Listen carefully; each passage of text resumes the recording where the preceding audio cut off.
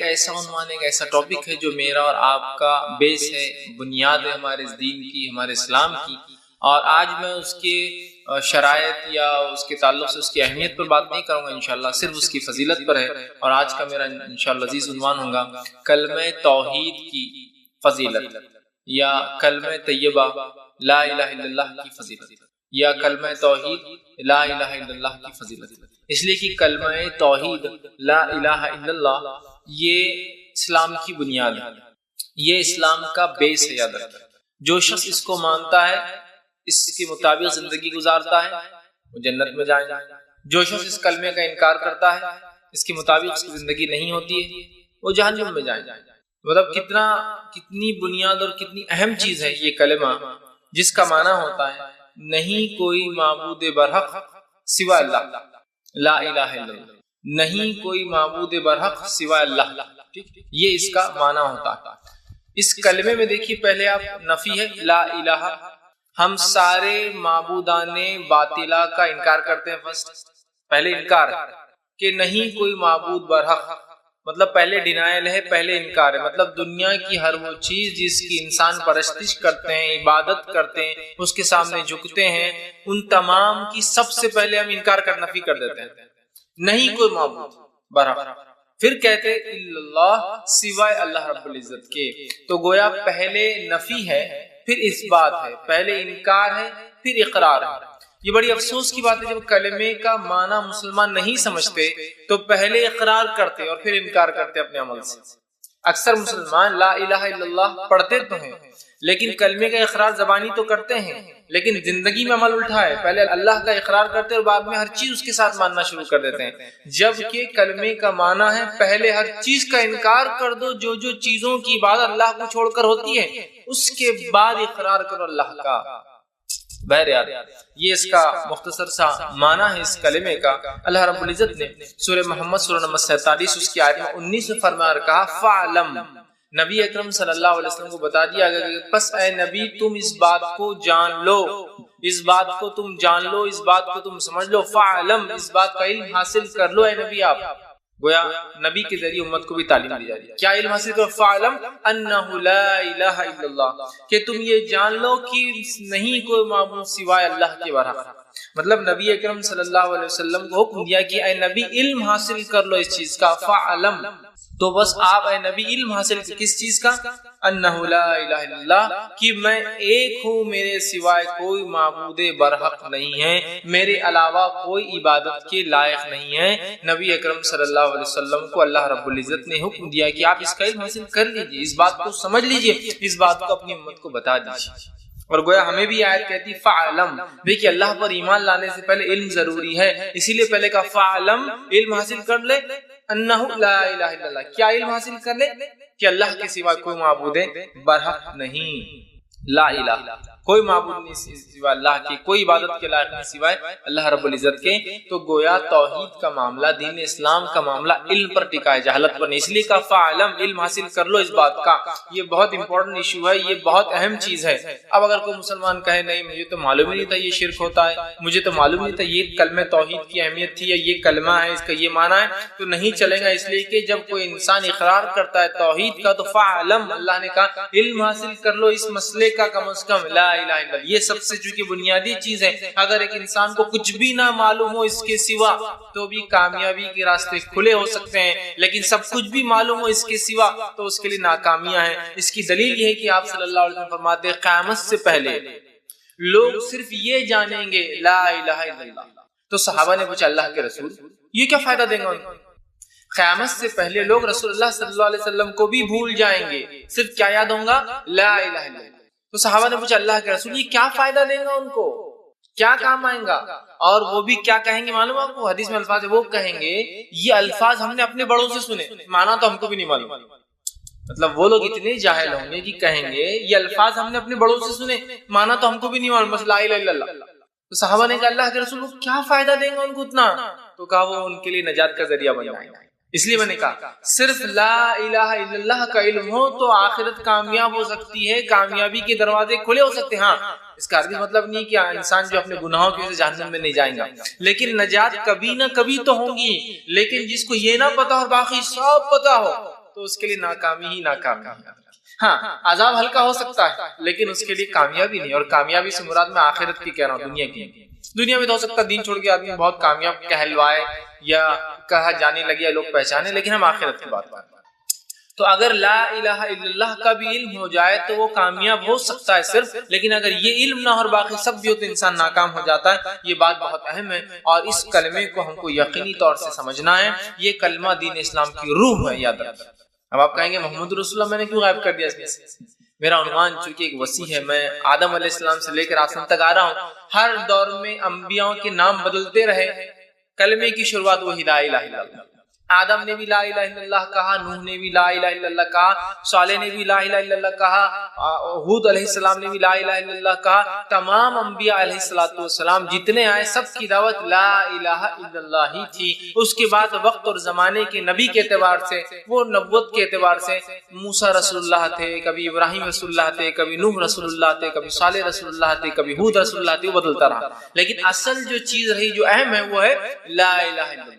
اور چونکہ ہم آخری نبی کی امت یہ تو ہمارے لیے محمد رسول اللہ اس میں اضافہ ہوتا ہے، ورنہ یہ جملہ لا الہ الا اللہ، یہ کلمہ توحید، یہ شروع آدم علیہ السلام سے یہی رہا محمد صلی اللہ علیہ وسلم تک۔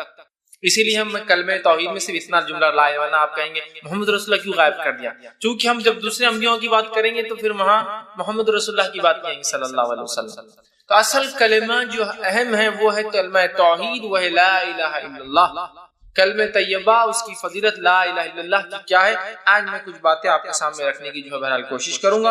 اور یہ اتنی اہم چیز ہے کہ اللہ رب العزت نے جب آدم علیہ السلام کو بنایا اور انسانوں کو دنیا میں بھیجنا چاہا تو ان انسانوں کو جو پہلی تعلیم اللہ رب العزت نے دی وہ تعلیم بھی کیا تھی؟ لا الہ الا اللہ۔ آپ کہیں گے تعلیم کب ملی ہم کو؟ آئیے اس واقعے کو ہم یاد کرتے ہیں جس کو عہد الست کے نام سے ہم پہچانتے ہیں۔ اللہ رب العزت فرماتا ہے سورہ اعراف سورہ نمبر 7 اس کی آیت نمبر 172 میں اللہ فرماتا ہے، اس کو عہد الست کہتے ہیں۔ ایک وعدہ تھا جو ہم نے اللہ سے کیا تھا اور وہ عالم ارواح، مطلب ہم حقیقی اس میں نہیں تھے، روح کے شکل میں تھے۔ یہ کب وہ آئی؟ سورہ اعراف میں اللہ رب العزت فرماتا اور کہتا ہے وَإِذْ أَخَذَ رَبُّكَ مِن بَنِي آدَمَ مِن ظُهُورِهِمْ ذُرِّيَّتَهُمْ وَأَشْهَدَهُمْ عَلَىٰ أَنفُسِهِمْ أَلَسْتُ بِرَبِّكُمْ قَالُوا بَلَىٰ شَهِدْنَا۔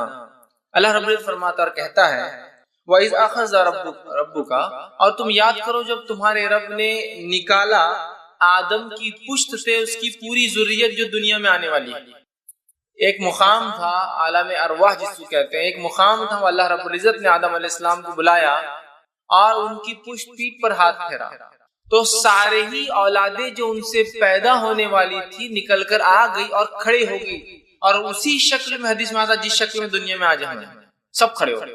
پورے لوگ انسان جو آدم علیہ السلام سے پیدا ہونے والے تھے، آدم علیہ السلام کے بعد سے لے کر آخری بچہ جو دنیا میں آنے والا ہے، سب کو اللہ نے نکالا، ذریتہم ساروں کو نکالا ان کی پیٹھ سے، اور کہا وَأَشْهَدَهُمْ، اور پھر ان سے گواہی دلائی اور ان سے پوچھا عَلَىٰ أَنفُسِهِمْ، تاکہ وہ گواہ رہے اپنی نفسوں پر روز قیامت، خود سیلف وٹنس بنے اپنے آپ پر۔ کیا پوچھا ان سے؟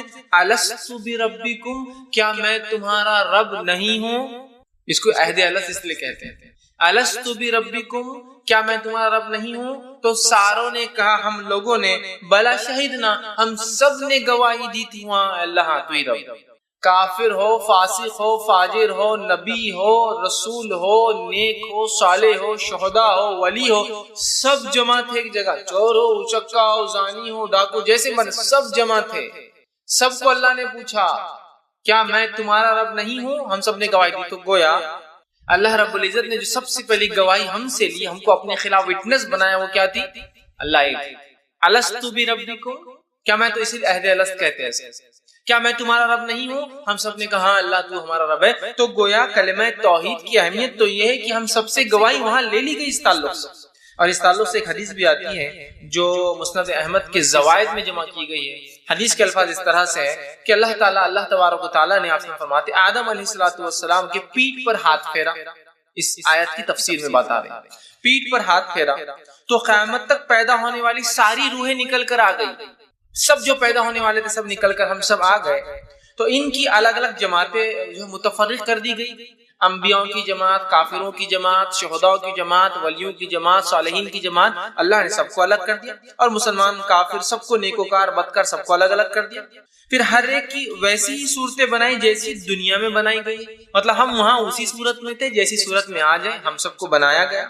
اس کے بعد آپ فرماتے ہیں اور جیسی دنیا میں بنائی جو ہے منظور تھی، پھر ہر ایک کو بولنے کی قوت عطا کی اور ہر ایک کو بولنے کی قوت دی کہ تم بولو۔ اس کے بعد اللہ نے سوال کیا الستُ بربکم، کیا میں تمہارا رب نہیں ہوں؟ تو پھر آپ فرماتے ہیں کیا میں تمہارا رب نہیں ہوں؟ سب نے کہا آپ ہمارے رب، وہ مالک، وہ مختار ہیں۔ اللہ تعالیٰ نے فرمایا ساتوں آسمانوں، ساتوں زمینوں اور تمہارے باپ آدم کو تم پر گواہ بناتا ہوں۔ ساتوں آسمان اور ساتوں زمین اور آدم علیہ السلام، تم تین لوگ ان پر گواہ رہنا کہ ان سب نے کہا کہ میں ان کا رب ہوں۔ تو یہ سب گواہ بن گئے، زمین بن گئی، آسمان بن گئے اور آدم علیہ السلام بن گئے۔ تو آپ نے کہا باپ کو تم پر گواہ بناتا ہوں کہ تم نے میری ربوبیت کا اقرار کر لیا ہے۔ ایسا نہ ہو کہ تم کہنے لگو ہمیں خبر ہی نہ تھی، ایسا نہ ہو کہ تم دنیا میں جاؤ اور آ کر پھر مجھ سے کہو کہ ہم کو تو معلوم ہی نہیں ہوا، اور پھر فرمایا اللہ رب العزت خبر نہ تھی کہ ہم نے اس سے ناواقف تھے۔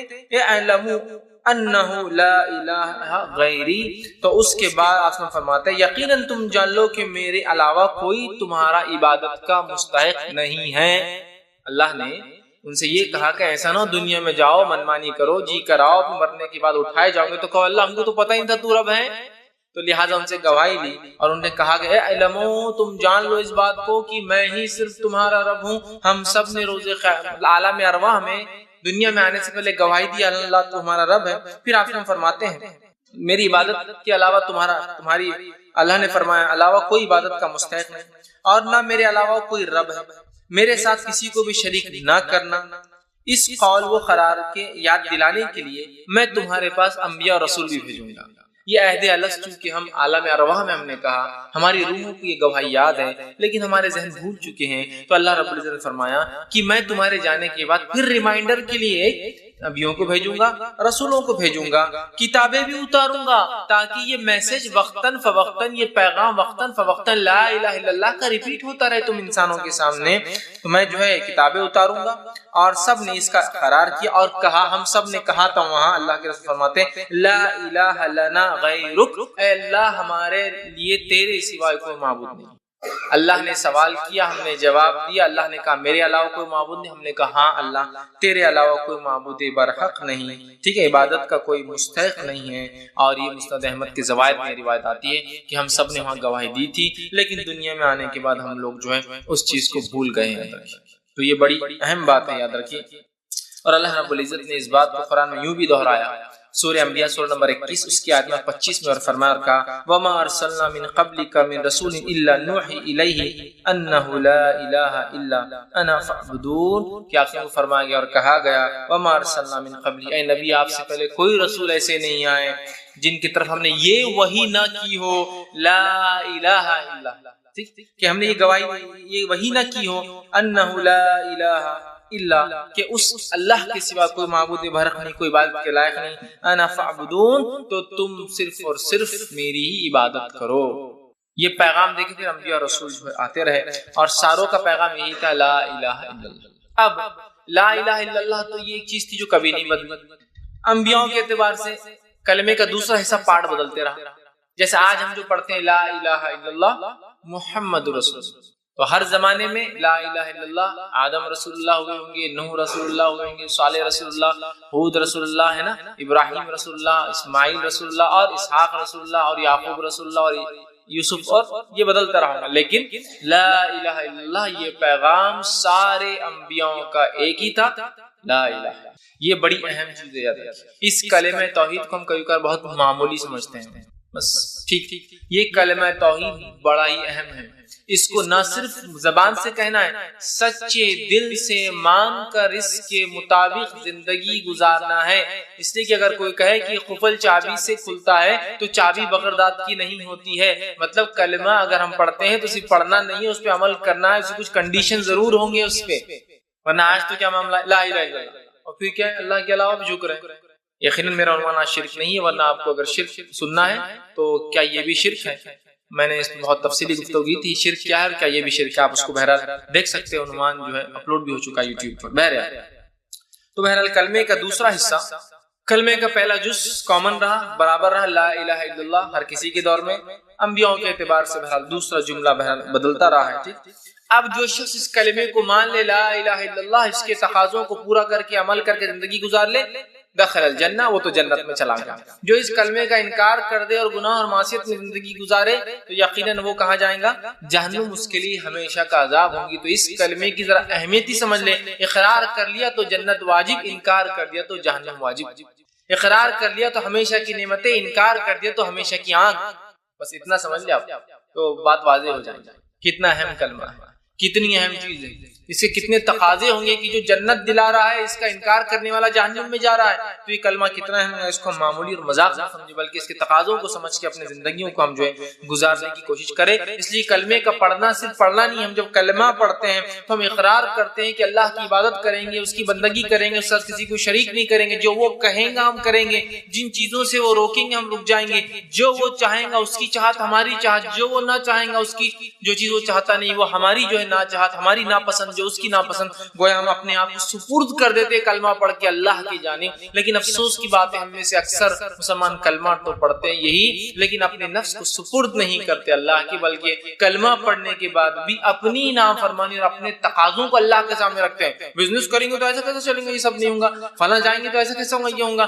ہماری عورتیں فلاں کریں گے تو ایسا کیسا پردہ کر سکتی ہے۔ ہم اپنے تقاضوں کو اللہ کے سامنے رکھتے کلمہ پڑھنے کے بعد، جبکہ کلمے کا تقاضا ہے جب ایک رب کو مان لیا تو اس کی ہر چیز کو ماننا، من اور ان، جو کا تو، ڈاٹ بائی ڈاٹ، ایک نقطہ بھی ہے تو اس کو جیسے کہ تیسے ہم کو ماننا ہے اور اپنی زندگی کو ڈھال دینا ہے، گزار دینا ہے، اپنی زندگی اس کے مطابق رکھنا ہے۔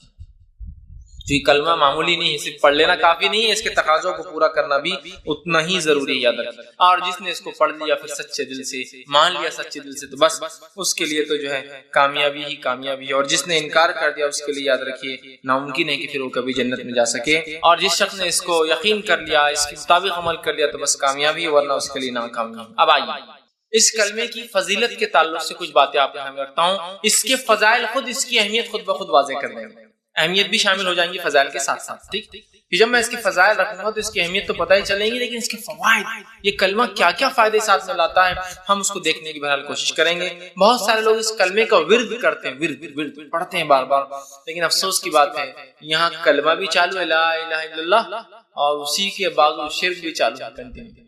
یہاں کلمہ پڑھے لا الہ الا اللہ اور پھر اللہ کے علاوہ کسی اور کو پکارا جاتا ہے، یہاں کلمہ پڑھے لا الہ الا اللہ اور دوسروں کے معاملات پہ، دوسروں کی غیر شرعی باتوں پر بھی راضی ہے، یہاں کلمہ لا الہ الا اللہ اور پھر یہاں اذان بھی ہو رہی ہے اور نماز کو نہیں جا رہے ہیں، عبادت کو نہیں جا رہے اور پڑھ رہے لا الہ الا اللہ، تو گویا کلمہ تو پڑھ رہے ہیں، ورد تو کر رہے ہیں، اپنے لیے ذخیرہ سمجھ کے خوب اس کو جمع کر رہے ہیں، لیکن افسوس ہے اس کی تقاضوں کو پورا نہیں کر پا رہے ہیں۔ جو یہ کلمہ چاہتا ہے وہ نہیں کر پا رہے، تو کیا کامیابی مل سکتی ہے؟ نہیں ملے گی کامیابی، یاد رکھیے جب تک اس کلمے کے تقاضوں کو بھی ویسا ہی پورا نہ کیا جائے جیسا اس کلمے کو دل سے ہم پڑھ رہے ہیں، بلکہ اس کے تقاضے بڑے اہم ہیں، اس لیے کہ اسلام میں کوئی بھی چیز صرف اگر یہ خالی کلمہ پڑھ دینا کامیابی کی ضمانت ہو جاتی، صرف کلمہ پڑھنا کامیابی کی ضمانت ہو جاتی تو مشرکین مکہ کو آپس سے لڑنے کی، اختلاف کرنے کی وجہ ہی نہیں تھی۔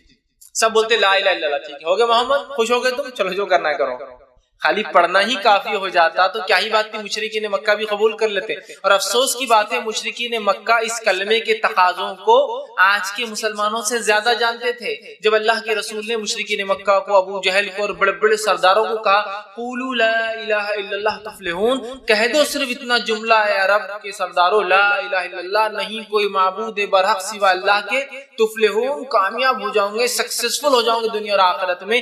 آگے فرمایا تملک العرب والعجم، عرب کے تو مالک اللہ نے تمہیں بنا ہی دیا ہے، عجم کو بھی تم کو اللہ دے دے گا۔ مطلب کلمہ توحید پڑھنے سے، اس پر عمل کرنے سے نہ صرف آخرت کا فائدہ ہوتا ہے، دنیا بھی ملتی ہے۔ قولوا لا الہ الا اللہ تفلحون تملک العرب والعجم، عرب تو تمہارا ہی ہے، عجم بھی تمہارا ہو جائے گا۔ اس دعوت سے بات پتہ چلتی ہے جس نے اس کلمے کو پڑھا، سچے دل سے تھاما، اللہ نے دنیا بھی دی اور آخرت بھی دیں گا اس کو۔ تو اب مشرکین مکہ کے لیے کیا مشکل تھی، ہم مسلمانوں کے لیے کتنا آسان، لا الہ الا اللہ ہو گیا۔ مشرکین مکہ بھی چاہتے تو کہہ دیتے لا الہ الا اللہ، چلو محمد تم نے کہا ہم نے پڑھ دیا، لیکن مشرکین مکہ اس کلمے کے تقاضوں کو جانتے تھے، لا الہ، نہیں کوئی معبود، محمد کی دعوت صلی اللہ علیہ وسلم یہ ہے، ساروں کا پہلے انکار کرو، فرسٹ ڈینائل، ہر کسی کو رد کرو، پھر اس کے بعد ایکسپٹ کرو، پھر قبول کرو الا اللہ، اور ہم سے 360 چھوٹتے نہیں ہیں یہ۔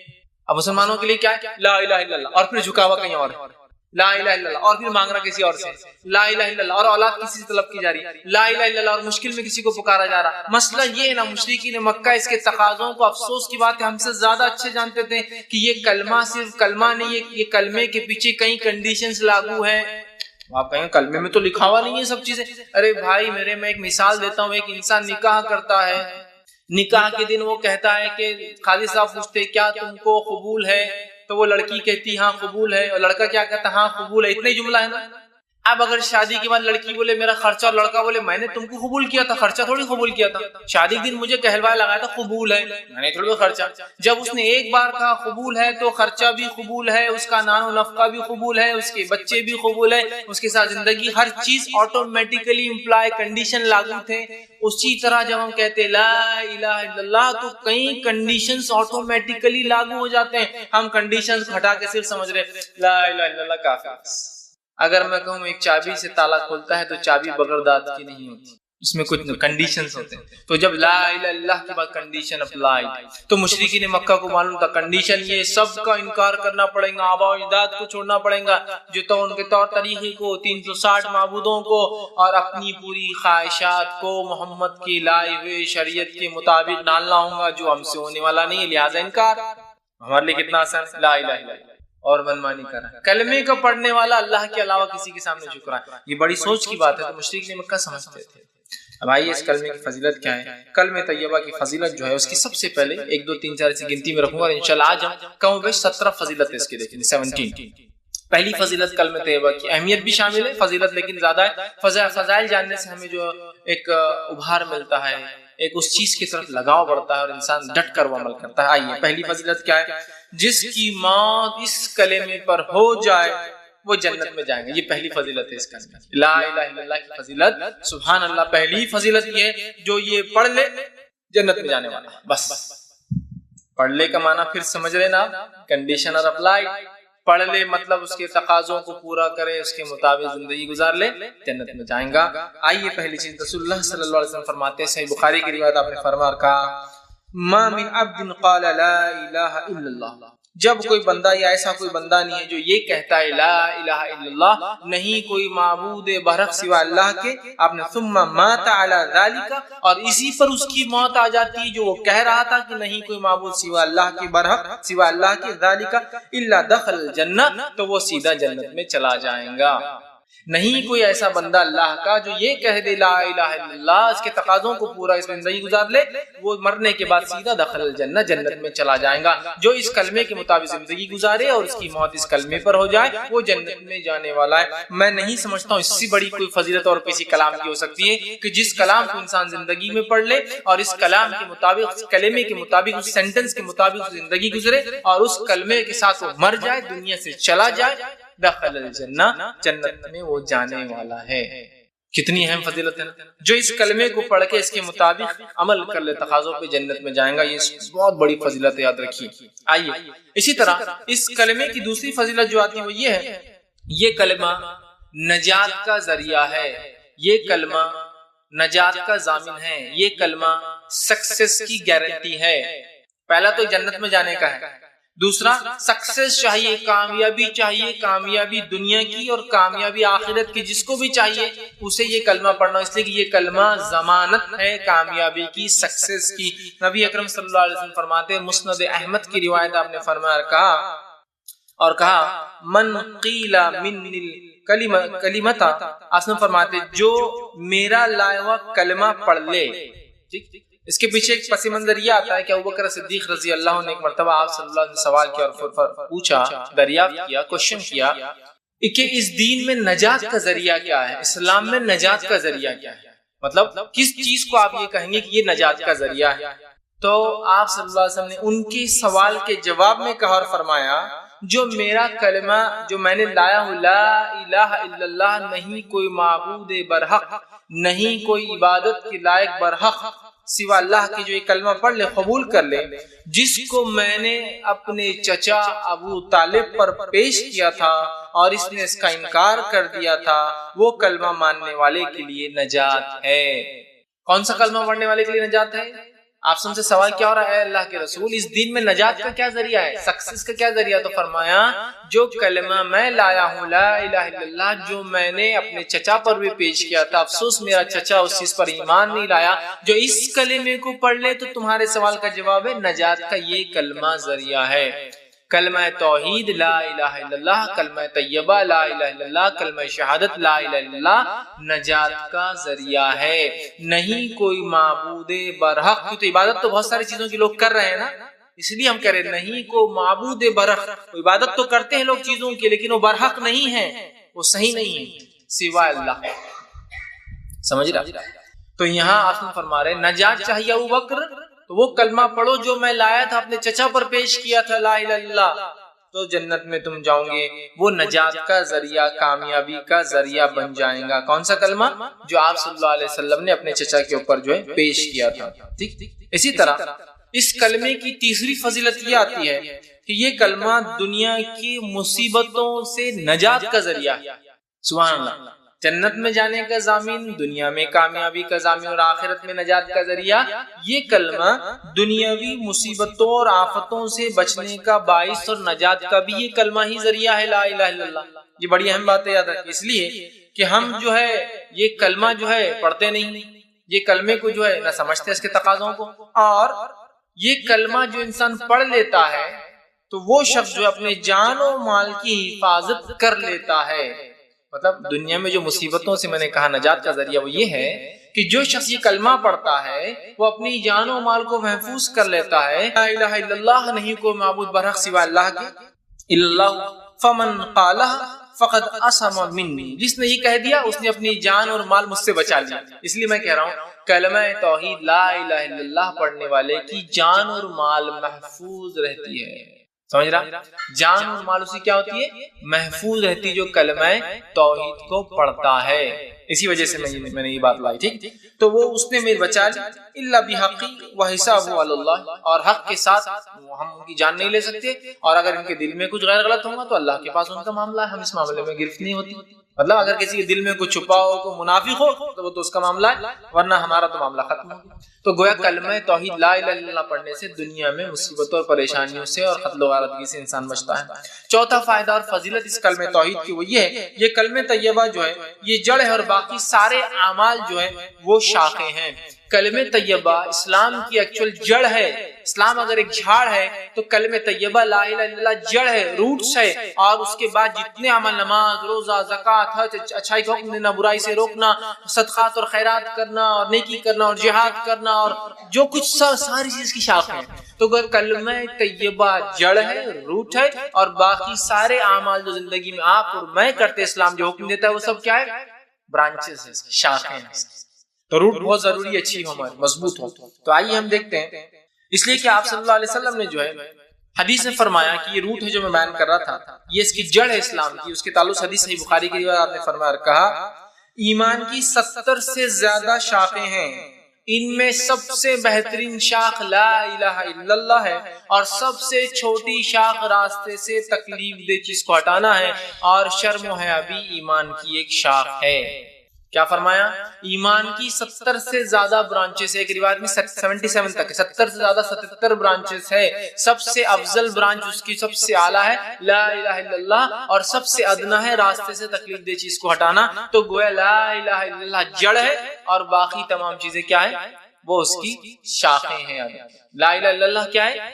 جڑ ہے، اور باقی تمام چیزیں کیا ہے؟ اس کی شاخیں ہیں۔ یاد رکھنا۔ اسی طرح اس سے فضیلت پر پانچویں فضیلت کلمہ طیبہ کی وہ یہ ہے، کلمہ طیبہ کی مثال ایک پاکیزہ درخت کی ہے، ایک پاک جھاڑ کی ہے، یاد رکھنا، اور ایسا جھاڑ جو پھل بھی لاتا ہے، بہت تناور ہے، بہت مضبوط ہے، اس کی شاخیں آسمان کو جا کر چھوتی ہے۔ تو کلمہ طیبہ ایک بہترین درخت ہے، یاد رکھیے، جو پھل لاتا ہے۔ اس کا معنی یہ ہے کلمہ طیبہ ایک جھاڑ ہے جس کو اگر دنیا میں انسان لگاتا ہے تو اس کا پھل مانا ہے آخرت میں اس کا بدلہ پائیں گا۔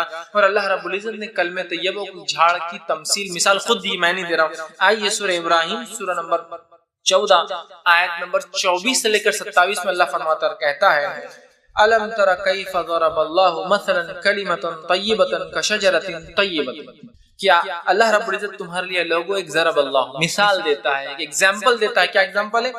کہ ایگزامپل ہے مثلا کلمۃ طیبۃ کشجرۃ طیبۃ، کہ کلمہ طیبہ کی لا الہ الا اللہ کی مثال ہے جیسے کہ ایک پاکیزہ جھاڑ. مطلب اس کے اپیرنس سے بھی وہ خوبصورت دکھتا ہے. ایک کاٹے جھاڑ کو آپ پاکیزہ جھاڑ نہیں کہیں گے، ایک بدبو دار جھاڑ کو آپ پاکیزہ جھاڑ نہیں کہیں گے، ایک بدنما جھاڑ کو آپ پاکیزہ جھاڑ نہیں کہیں گے، ہے نا، ایک ہلکا زمین پہ بالکل ایک گرنے پہ ایسے جھاڑ کو آپ پاکیزہ نہیں کہیں گے. تو اللہ فرما رہا ہے الم تر کیف، اللہ تمہارے لیے لوگوں کیسی مثال دے رہا ہے، سنو. ضرب اللہ مثلا کلمۃ، تمہارے لیے مثال ہے کلمہ طیبہ کی، کشجرۃ طیبۃ، ایک پاکیزہ جھاڑ کی، اصلها ثابت وفروها فی السماء، جس کی زمین میں جڑیں دھسی ہوئی ہے، مضبوطی سے گڑی ہے، اور جس کی شاخیں فروها فی السماء، آسمان کو چھوتی جائے. سبحان اللہ، کیا جھاڑ. جو لوگ کاشتکاری کرتے ہیں ایسے جھاڑ کو دیکھ کر کتنی خوشی ہوتی ہے نا کسی بھی انسان کو. کاشتکاری نہیں بھی کرتے ہیں، آپ راستے سے جا رہے ہیں، بڑا جھاڑ دکھتا ہے، بہت جڑے اور خوب اونچی شاخیں، تو آپ بھی 2 منٹ گاڑی روک کے بولتے ہیں کیا بہترین جھاڑ ہے. تو کہا کلمہ طیبہ ایک ایسا پاکیزہ جھاڑ ہے جس کی جڑیں مضبوط ہے، جس کی شاخیں آسمان کو فروها فی السماء تؤتی اکلها کل حین باذن ربها، اور اپنے رب کے حکم سے ہر موسم میں ہر بار پھل بھی لاتا ہے. ایک بہت بڑا جھاڑ بغیر پھل کے ہو تو کیا فائدے کا. آپ خود بولتے ہیں کھیت کا بہت حصہ ویسٹ کرا، اٹھا کے پھینک ڈالو. تو کلمہ طیبہ ایک پاکیزہ جھاڑ ہے، جڑیں مضبوط، شاخیں آسمان کو چھوتی ہے، اور اپنے رب کے حکم سے ہر بار ہر موسم میں پھل لاتا ہے. کنٹینیوسلی فروٹ دینے والا جھاڑ ہے، کبھی بھی جاؤ اور آپ کو پھل مل جائے گا. یہ کلمہ طیبہ. کلمہ طیبہ سمجھیے آپ، ایک جھاڑ سے مثال، جھاڑ کے کتنے فائدے اٹھاتے ہیں آپ. کچھ جھاڑ کو اگر پتے نہ ہو، شاخیں نہ ہو، تو آپ جڑ سے فائدے اٹھاتے ہیں، اس کی چھال سے فائدے اٹھاتے ہیں. کئی کھانوں میں چھالیں استعمال ہوتی ہے، کئی دواؤں میں چھالیں استعمال ہوتی ہے. اس کی شاخیں بڑی ہو تو آپ کاٹ سکتے ہیں، پھر وہ بڑھیں گی. اس کے پھل آتے ہیں تو جھاڑ کی آپ خدمت کریں گے، اس کے پھل سے آپ پیسہ کمائیں گے. کلمہ طیبہ سوائے نفع کے اور کچھ نہیں دینے والا ہے ہم کو. اس لیے جھاڑ کی مثال، کیونکہ جھاڑ کا ہر پارٹ جو ہے نفع بخش ہوتا ہے. بتائیے آپ جھاڑ کا کون سا پارٹ نفع بخش نہیں؟ جڑیں نکل رہی تو کبھی کوئی دانت اس سے مانج رہا ہے، کبھی کوئی دوا بن رہی ہے، کبھی کسی چیز میں استعمال ہو رہا ہے نا، کبھی چھالیں ہو رہی تو آپ کھانے میں ڈال رہے ہیں. دار چینی کیا ہے؟ وہ بھی ایک چھال ہے. بہت سے لوگ مختلف کھانے اس سے بناتے ہیں. لکڑی نکل جائے تو جلانے میں کام آتی ہے، کشتیاں بنتی ہے، دکان بنتے ہیں، گھر بنتے ہیں، مکان بنتے ہیں، سامان بنتا ہے. اگر پتے ہیں تو جانور ہمارے کھا کے فائدہ اٹھاتے ہیں. پھول لاتا ہے تو خوشبو ہوتی ہے، دوائیں بنتی ہے، کیا کچھ نہیں ہوتا. اس طرح پھل لاتا ہے تو پھل بیچ کے نفع کمایا جاتا، پھل کھا کے فائدہ اٹھایا جاتا، پھل سے بیج نکلتے، بیج سے اور جھاڑ لگایا جا سکتا ہے. جھاڑ کبھی بھی نفع بخش ہوتا ہے کسی بھی صورت میں. سوکھا جھاڑ بھی ٹوٹ کے بڑا ہے تو بھی کام کا، اس لیے جلانے میں کام آتا ہے. تو کلمہ طیبہ پڑھنے والے کو کبھی نقصان نہیں ہوگا، اس لیے کہ وہ ایک ایسی چیز کو مان رہا ہے جو ایسا درخت ہے جس کی زمین کے اندر جڑیں گڑی، آسمان کو اس کی شاخیں چھوتی ہے. اور خاص بات تو یہ ہے پھلدار بھی ہے. اگر اتنا بڑا درخت پھل نہ لائے تو آدمی مطلب اکھاڑ دو، دوسرا کچھ لگا دو، چھوٹا پھلدار ہوگا. پھل بھی لاتا ہے ایوری سیزن، ہر موسم میں. آگے اللہ نے فرمایا باذن ربی، اللہ کے حکم سے لاتا ہے. وَيَضْرِبُ اللَّهُ الْأَمْثَالَ لِلنَّاسِ لَعَلَّهُمْ يَتَذَكَّرُونَ، اللہ ہے مسلمانوں، اے لوگوں تمہارے لیے مثال بیان کرتا ہے، ٹھیک، تاکہ تم غور و فکر نصیحت حاصل کرے. تذکرون، سوچو اس پر. کیسی مثال ہے کلمہ طیبہ. آئیے آگے. وَمَثَلُ كَلِمَةٍ خَبِيثَةٍ كَشَجَرَةٍ خَبِيثَةٍ اجْتُثَّتْ مِنْ فَوْقِ الْأَرْضِ مَا لَهَا مِنْ قَرَارٍ، اور کلمہ خبیثہ کی، لا الہ الا اللہ کے خلاف جتنے کلمے ہیں جو شیطان کی طرف سے ہوتے ہیں، اللہ نے فرمایا مَثَلُ كَلِمَةٍ خَبِيثَةٍ كَشَجَرَةٍ خَبِيثَةٍ، کہ کلمہ شیطان کے کلام کی، کلمہ لا الہ الا اللہ کی جتنی باتیں اس کے علاوہ کہی جا رہی ہے، ان کی مثال ایسی ہے کشجرۃ خبیثۃ، بہت برے جھاڑ کی، جس کو دیکھنا بھی نہیں. کشجرۃ طیب، اس کو دیکھنا بھی پسند ہے. کلمہ طیب برا جھاڑ جس کو دیکھنا بھی ہے نا، کچھ جھاڑوں کو آپ کو دیکھتے لگتا ہے ان کو دیکھنا بھی اچھا نہیں، میں دیکھ کے کاٹے آنکھ پہ اتنا گندا جھاڑ ہے نا، تو بیکار جھاڑ ہے. تو کہا اس کی مثال بیکار جھاڑ کی ہے. اور آگے فرمایا اس کی جڑیں بھی اندر نہیں جاتی ہے، کھوکھلی پوری زمین پہ اکھڑی، جس کو دیکھ کر ہی آپ کو لگ رہا ہے یہ کچھ ٹکنے والا جھاڑ نہیں ہے، زیادہ آندھی طوفان مصیبتوں میں کام نہیں آنے والا، اس کو سہارا لینا بولے تو یہ اپنے اوپر گرنے والا ہے. اور وہ قرار بھی نہیں ہے، وہ ایسا جھاڑ ہے کہ کبھی بھی گر سکتا ہے. آپ کو دیکھ کر اس کی جڑوں کی ڈھیل ایسا لگ رہا ہے کبھی بھی گر سکتا ہے. اللہ فرمایا ما لها من قرار، رک بھی نہیں سکتا ہے.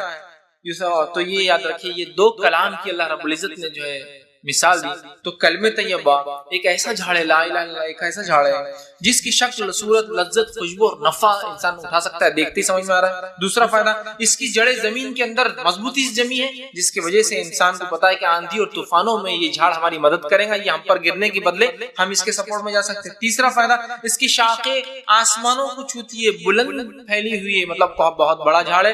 اور چوتھی اور سب سے اہم چیز ہے، یہ جھاڑ پھل بھی لانے والا، یہ کلمے پہ جس نے عمل کیا آخرت میں فائدہ بھی اٹھانے والا۔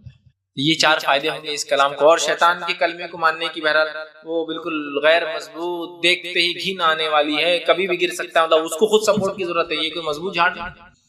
تو کلمہ طیبہ کو جس نے مان لیا، ایک مضبوط جھاڑ کی اس کی مثال ہے، اور کلمہ طیبہ کے علاوہ جتنی چیزیں وہ بیکار ہے۔ چھٹا فائدہ، خبر میں استقامت، خبر میں مضبوطی دینے والے کلمے تھے، سبحان اللہ۔ مرنے کے بعد جو مر جائے اس پہ پڑھ کے جنت میں جانے والا ہے، جو اس کے مطابق رہے اپنے جان و مال کی حفاظت کر لی۔ اب خبر میں بھی مضبوطی، خبر میں اکیلے ہوں گے ہم، کیا ہوں گا، ہے نا، اکیلے انسان۔ آئیے جو ہے مسند بزار کی روایت ہے، ماں عائشہ رضی اللہ عنہا فرماتی ہے، آپ نے سوال کیا اللہ کے رسول، میں ایک کمزور عورت ہوں، عورتیں ویسے بھی کمزوری ہوتی ہے نا مردوں کے مقابلے میں، تو وہ فرماتی اور کہتی ہے میں ایک عورت ہوں، میں ضعیف ہوں اللہ کے رسول، میں کمزور ہوں، بہت ڈرتی ہوں، جلدی ڈر لگ جاتا ہے، جلدی پریشان ہو جاتی ہوں۔ عموماً ہوتا ہے عورتوں میں یہ صفت ہے، جلدی ڈر جاتی ہے، جلدی پریشان ہو جاتی ہے۔ تو ماں عائشہ رضی اللہ عنہا نے بھی وہی سوال کیا اللہ کے رسول، میں ایک عورت ہوں، بہت جلدی پریشان ہو جاتی ہوں، اور جب جو ہے مرنے کے بعد خبر کے اندر جو ہے جب میں جاؤں گی اور منکر نکیر آئیں گے تو میرا کیا حال ہوگا، جبکہ میں اکیلی ہوں گی، منو مٹی نیچے۔ آپ اندازہ لگائیے، یہ ایک ہال ہے، اس ہال سمجھو کہ رات میں پروگرام ہو رہا ہے، اور اللہ نہ کرے لائٹ چلی جائے، عورتیں بھی اوپر بیٹھی، اچانک لائٹ چلی گئی، اور باہر کوئی چاندنی رات بھی نہیں، بدلی آئی، بادل ہے، اور لائٹ چلے جائے تو کیسی تھرتھراہٹ مچ جاتی ہے۔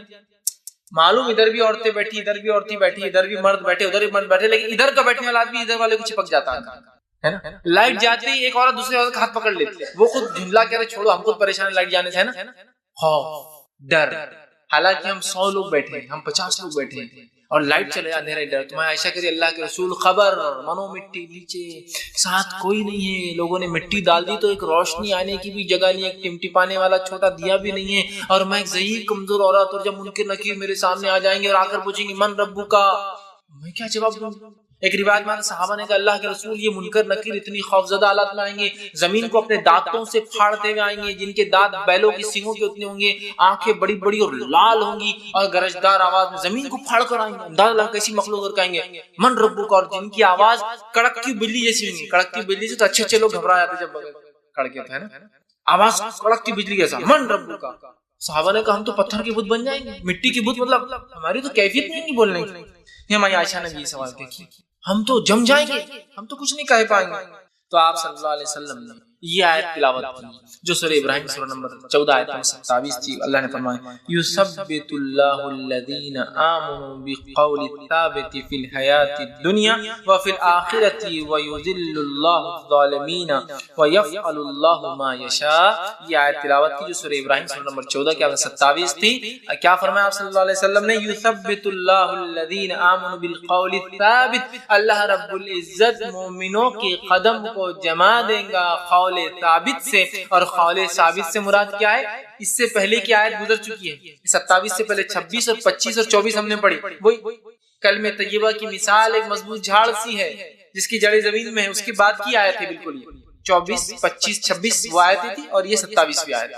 کیا فرمایا کہ اللہ کلمہ طیبہ سے مومنوں کے قدم جما دے گا، یثبت، تو کلمہ طیبہ خبر میں آ جانے والا ہے، اسی وجہ سے ہم مضبوط ہوں گے، اور جس کے کلمہ طیبہ مضبوط نہیں تھا، کلمہ توحید کمزور تھا، خبر میں وہ جواب نہیں دے پائیں گا، اس کے پیر کانپنے لگ جائیں گے۔ تو انہوں نے کہا میں تو ڈر جاؤں گی، ایک عورت ہوں میں، تو کہا یہ قول سے، کلمہ طیبہ سے اللہ جمع قول ثابت فی الحیات الدنیا، اور اس کلمے سے تمہیں صرف آخرت میں نہیں دنیا کی زندگی میں اللہ تمہیں جمع دے گا، فی الآخرت، اور آخرت کی زندگی میں جمع دے گا، ویذل اللہ الظالمین، اور اللہ تعالیٰ ظالموں کو گمراہ کر دیتا ہے، ویفعل ما یشاء، اور اللہ جو چاہتا ہے۔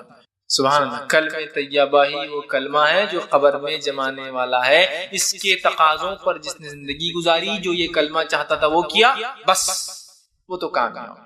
قبر میں بھی یہ کلمہ فائدہ دینے والا ہے، اس بات کو یاد رکھیے۔ عثمان بن عفان رضی اللہ عنہ سے ایک روایت ہے، یہ جو سنن ابو داؤد کی روایت ہے، حضور صلی اللہ علیہ وسلم جو ہے میت کو دفنانے سے جب فارغ ہوتے تو وہاں ٹھہر جاتے اور کہتے اپنے بھائی کے استقامت کے لیے، اس کے قدم جمنے کے لیے، اس کے سوال جواب میں آسانی کے لیے اور اس کے استغفار، اس کے لیے مغفرت کی دعا کرو. سوال و جواب میں آسانی کے لیے دعا کرو اور استغفار کرو. تو حکم دیا گیا دعا کرنا چاہیے میت کے لیے کہ اللہ اس کے سوال جواب میں آسانی کرے دفنانے کے بعد، اور اس کے جو ہے استغفار، اس کے گناہوں کو معاف کرے. یہ ہمیں کرنا چاہیے. یاد رکھیے یہ بات بڑی اہم چیز ہے. یاد رکھیے. اسی طرح جو ہے 7واں فائدہ ہے، جامع ترمذی کی روایت ہے، اور 7واں جو فائدہ ہے، بہرحال 7واں جو فائدہ اس کلمے کا، اس کی فضیلت ہے، یہ سب سے بہترین ذکر ہے. آپ صلی اللہ علیہ وسلم نے فرمایا کہا، جامع ترمذی کی روایت، حدیث کا الفاظ اس طرح سے آپ نے فرمایا کہا، آپ نے فرمایا تمام ذکر میں سب سے افضل ذکر لا الہ الا اللہ ہے، اور تمام دعاؤں میں سب سے افضل دعا الحمدللہ. سب سے افضل ذکر کیا ہے؟ لا الہ. اس سے افضل کوئی ذکر نہیں. یاد رکھیں لا الہ الا اللہ سب سے افضل ذکر ہے. ہم اپنی زندگی کا معمول بنا دے لا الہ الا اللہ، لا الہ الا اللہ. اٹھتے بیٹھتے سوتے جاگتے کھاتے پیتے آتے جاتے بس ایک ورد لگا رہے زبان پہ، لا الہ الا اللہ، لا الہ الا اللہ، لا الہ الا اللہ. سب سے بہترین ذکر لا الہ الا اللہ، سب سے بہترین دعا الحمدللہ. یہ اس کا 7واں فضائل تھے. 8ویں فضیلت اس کلمے کی اور کلام کی، کلمہ طیبہ جو شخص پڑھے گا روز قیامت نبی اکرم صلی اللہ علیہ وسلم کی شفاعت کا مستحق ہوں گا. پڑھے گا سے مراد اس کے تقاضوں کے ساتھ عمل کر کے دنیا سے گیا ہو، اسی پر قائم تھا، تو آپ شفاعت سفارش کریں گے.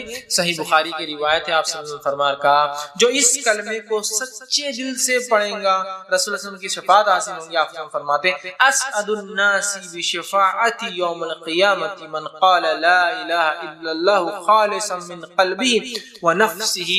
جس شخص نے میری شفاعت کا مستحق روز قیامت وہ انسان بنے گا، وہ سعادت مند انسان ہوگا جس نے سچے دل سے اپنے نفس میں ہی صحیح یہ کہا ہوگا لا الہ الا اللہ.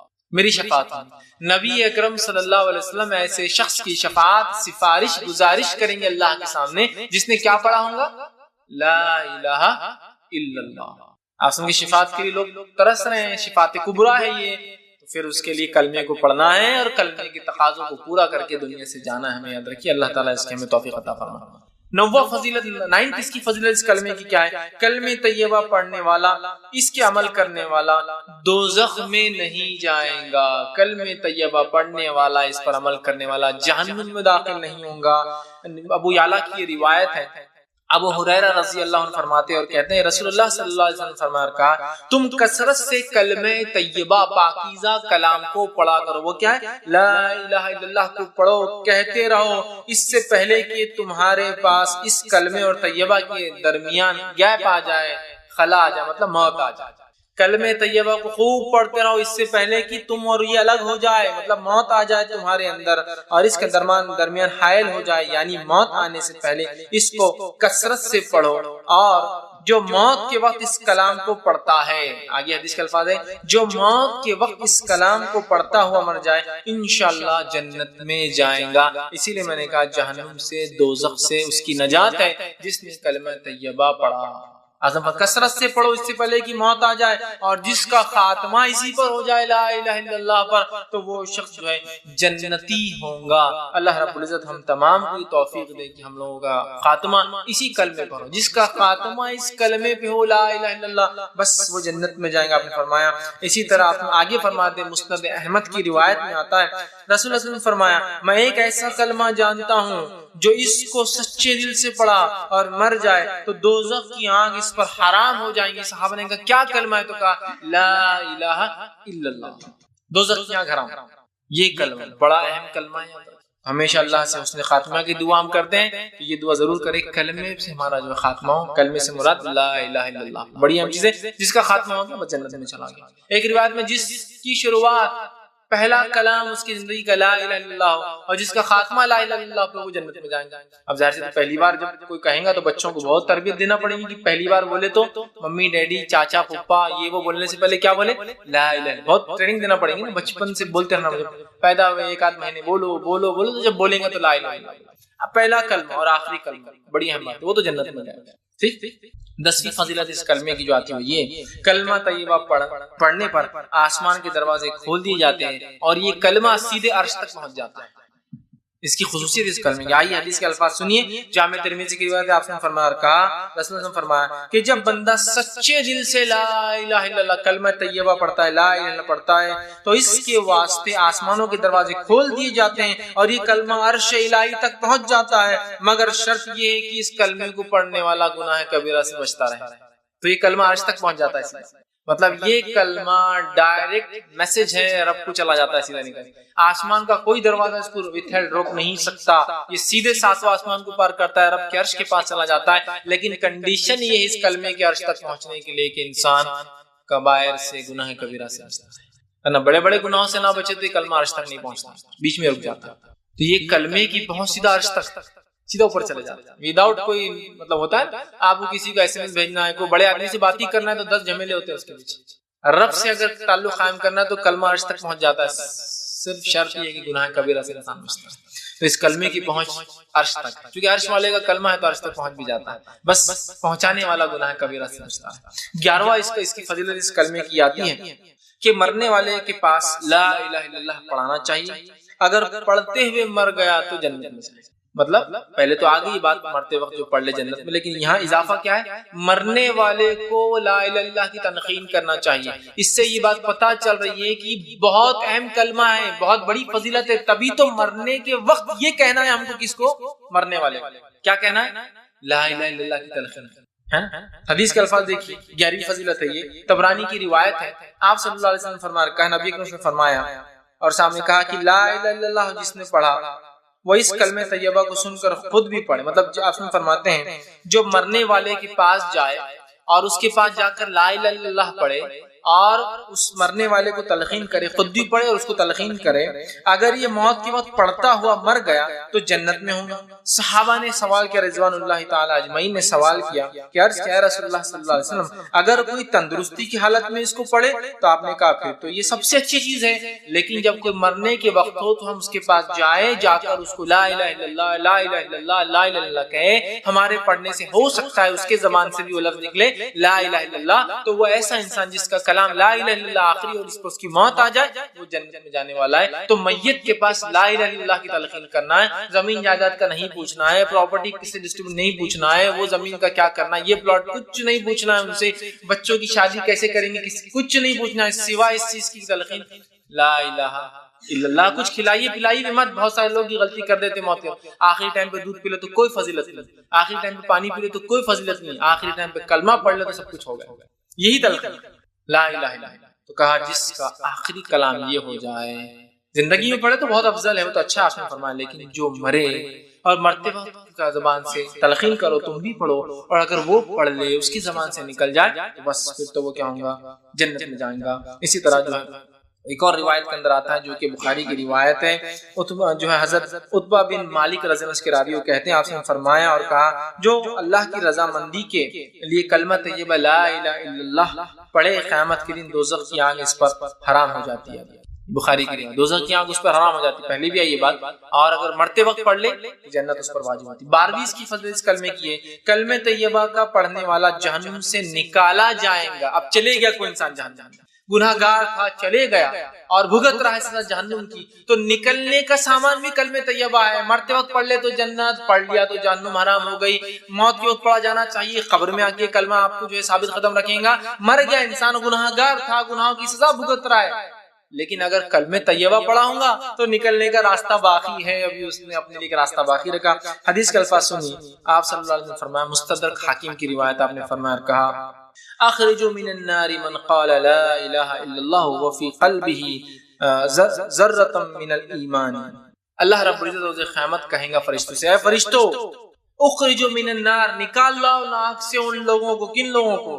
من قال لا الہ الا اللہ، جس مطلب لوگ نکلتے جائیں گے سائے بھگت کے، لیکن اللہ ایک ٹائم اعلان بھی کریں گا نکال لو بس ان لوگوں کو جہنم سے جس نے کیا کیا ہو. من قال لا الہ الا اللہ، جس نے لا الہ الا اللہ کہا ہو، فی قلبہ، زبان سے نہ بھی کہا ہو تو دل میں تو کہا ہو، اس کو ایسا بھی لالا اٹھا کر. اللہ تعالیٰ تو اپنے بندوں کو سزا نہیں دینا چاہتا نا، مغفرت تو جاؤ لے کر آؤ جس نے لا الہ الا اللہ کہا ہو، منہ پہ نہیں تو دل میں کہا، لاؤ فی قلبہ، اس کے دل میں کبھی پڑھاؤ، لے کر آؤ نکال کر اس کو. فی قلبہ ذرۃ من الایمان، اور اس کے پاس ذرہ برابر بھی اگر ایمان ہوگا تو لاؤ. خالی وہ وربل پڑھنے والا نہیں تھا، ایک باری پڑھا ہو لیکن اس کے دل میں ایمان ہو. ذرہ برابر ایمان سے کیا مراد ہے؟ بہت سے لوگ بولتے ہیں حدیث میں ذرہ برابر ایمان جنت میں جائیں گا، اس کا کیا معنی؟ اس کا معنی یہ ہے ایمان تو مکمل تھا، عمل نہیں کرنے کی وجہ سے ذرہ کہا گیا اسے، ورنہ اگر ایمان میں کوئی کمزوری آئے تو کبھی جنت میں نہیں جائیں گا. انسان یہ بات لکھ کے رکھے. ذرہ برابر کیوں کہا گیا؟ ایمان تو مکمل ہو اس کا لیکن عمل نہیں کرنے کے ذرہ کے لفظ استعمال کیے گئے. بہت سے لوگ بولتے ہیں اپن ایمان کیسا برے چل رہا، ذرہ کا لفظ ہے نا، ذرہ تو ہے اپنے پاس. نہیں، ذرہ سے مراد ایمان مکمل تھا، جیسا ہونا ویسا تھا، لیکن اعمال نہیں ہونے میں ذرہ کہا جا رہا ہے اس حدیث میں. ذرہ برابر ایمان ہو اور دل میں لا الہ الا اللہ کہا ہو، اس کو نکال کے لاؤ. اخرج من النار من قال لا الہ الا اللہ، نکال لاؤ اس کو جس نے لا الہ الا اللہ کہا ہو. پھر آگے فرمایا وذکرنی، اور میرا کبھی ذکر کیا ہو، وخافنی فی مقام، اور کبھی میرے سامنے کھڑے ہونے سے ڈرا ہو. ان سب کو لاؤ، دل میں پڑا ہو، کبھی منہ سے کہا ہو، اور میرا ذکر کیا ہو کبھی، اور میرے سامنے کھڑا ہونے سے ڈرا ہو.